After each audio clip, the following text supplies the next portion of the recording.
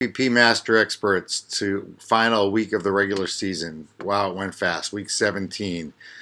Hopefully we're going to have a much better week than last week. I'm here on vacation, not leaving you guys hanging, so hence the background.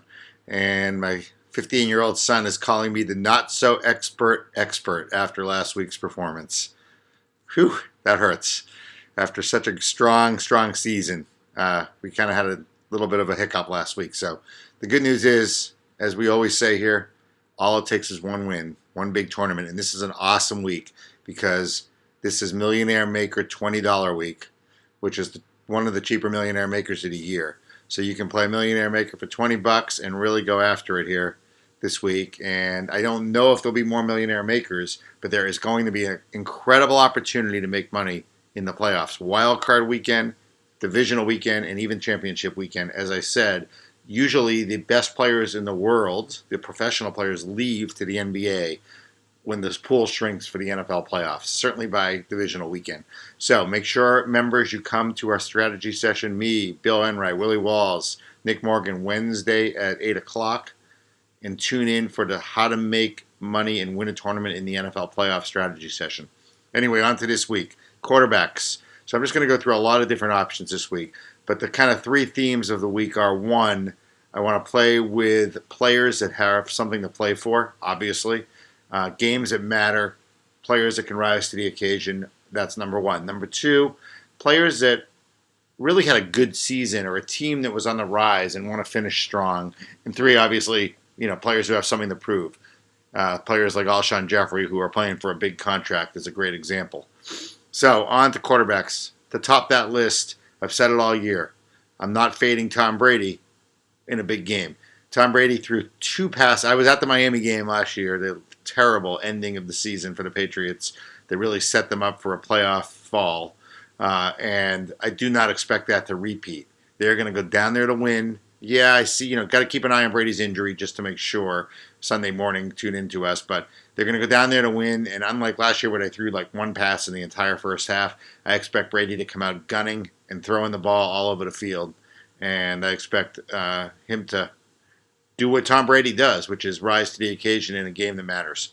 So he's expensive. He's $7,200, but Brady is one of my kind of core quarterbacks I'll be focusing on in more than one lineup. Next guy, Aaron Rodgers. Why? He's expensive, $7,700. He's the top quarterback. He's going to be highly owned. He's going to be highly owned with stacks, but he is the second best quarterback in football in a game that means everything in a dome. And he's been playing really, really well, and I expect him to do that again this week. On the flip side, less owned than Rodgers, but I will have some exposure to Matthew Stafford in the same game because I think Matthew Stafford can throw the ball on Green Bay. And Detroit's going to be, obviously, this is the biggest game for the Lions in a long time.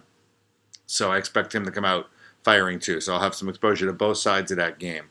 A little less excited about the Detroit receiver stacks as I am about Green Bay. Drew Brees. So, look, Drew Brees is not the mail-it-in kind of guy. Okay, he's just not. Season didn't go well. $7,600. He has been on fire, and he's playing in a dome, and it's a big game, and I just don't think he'll mail it in. I think he will come out and throw the ball and try to beat Atlanta. That's how he rolls. Possibly Sean Payton's last game. So I'm going to have some exposure to Brees.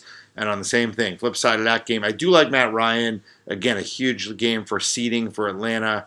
New Orleans pass defense, bottom few in the league. Both Atlanta and New Orleans pass defenses. That's why that should be a very high-scoring game with a high over-under in Vegas.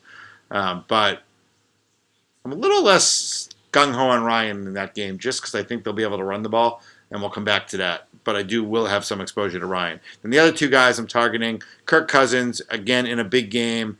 He's had a couple off weeks, but, for a long time there, he sat atop the NFL rankings for passing offense. And, yeah, I got to keep an eye on Deshaun Jackson's injury, but that gives a boost to Crowder. I think Jordan Reed will probably be out or very limited. So I really like, Crowder, I didn't say Jordan Crowder, to Jameson Crowder. But you're going to see, I think you'll see Cousins, throw on the Giants because you can't really run on them. So I like him there. And I like Russell Wilson. That game means a lot. They could end up with home field or the second seed. And I think you'll see Russell Wilson come out throwing the ball in that game. as well. So those are the kind of quarterbacks I'm keying on. Clearly, Brady, Rodgers, 1-2. And then I think I'd go Breeze, Cousins, Ryan, if I had to kind of go down the list. Stafford. Moving on to running back. So I love the Atlanta running backs this weekend. And again, we're in that same situation. Who do you take? Freeman or Coleman? Which one? Freeman or Coleman? I love both of them. I think you can have exposure to each. Coleman is 5,100, Freeman 7,000, so there's a big price difference.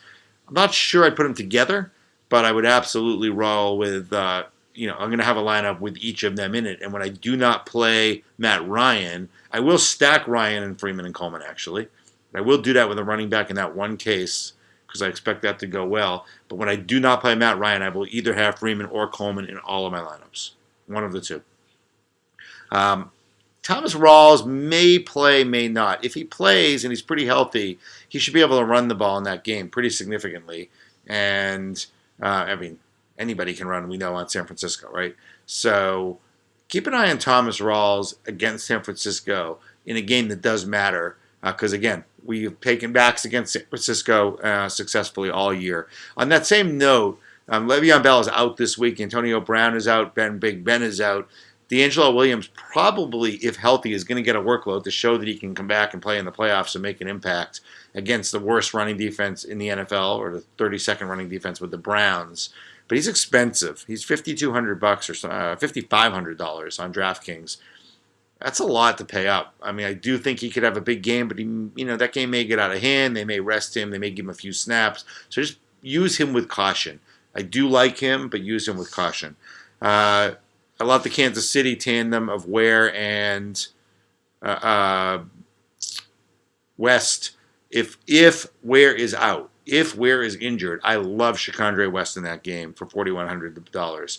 If they're both playing, it's a little more trickier, but if Ware's healthy and active and looks like he's going to be fine, then you go with Ware. But I do expect Kansas City to have some success running on San Diego. And then, look, I love the Patriots' backs. I love Lewis at 4,000 and White at 3,800. In that game, I could even stack them with Brady, okay? But I like one of them because they save you a lot of money and let you beef up at receiver. And, again, similar, these tandem backfields, but they're both explosive. White, Lewis, both PPR guys, and a way to save some money at running back with a chance for a big ceiling. All of them bring a big ceiling, all those guys. The only other guy I'd look at 5,200 is, I like Latavius Murray, but a little tougher because they're probably going to, obviously focus on him with Derek Carr out. But you can run on Denver, and they're probably going to have to run on Denver to win that game. But I think I put him last on the list. So love the Atlanta backs. Love the Patriots to Lewis and White more than Blount this weekend. And then I love the Chiefs, Ware and West. And West goes way up that list for me if he plays. Wide receiver stacks. So I'm going with Brady and Edelman. Malcolm Mitchell's probably not going to play.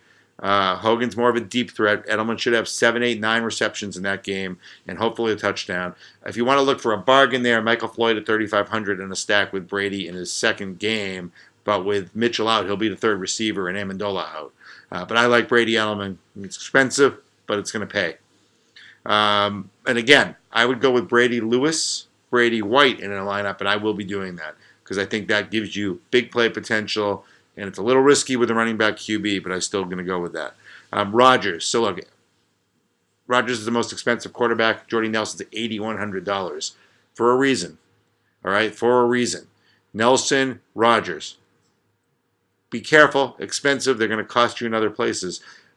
I'm also going to go step down and go with Rodgers and Adams. Adams is $3,000 almost cheaper, and will give you a lot of room in other places. So those are the guys. Cobb is probably out for this game, very likely. So, look, this is going to be the Rodgers, Nelson, Rodgers, Adams show. I like Breeze with Michael Thomas. I think you can go with Breeze with Cooks. I think Breeze is going to get overlooked this weekend. Underowned, overlooked against the crappy pass defense of the Falcons. And he's been hot. He and Cooks have been hot. It's in an indoor game, so, Cooks will be fine in a dome. I do like Breeze and Cooks and Breeze and Thomas.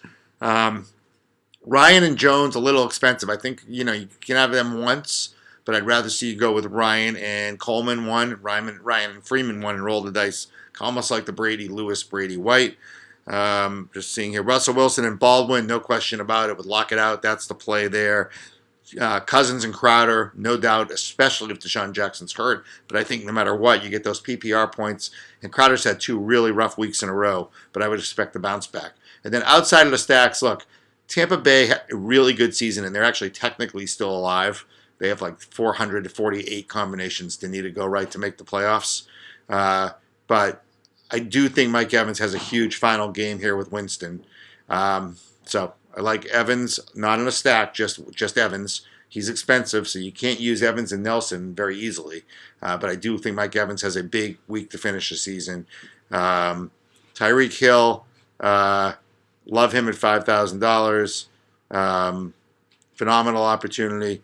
Tyreek Hill, again, tough to fade him at $5,000 in a game that really matters for Kansas City. I think that's it for receivers. Tight end. So here's the deal. Antonio Gates is trying to break the record against Kansas City, Tony Gonzalez's old team.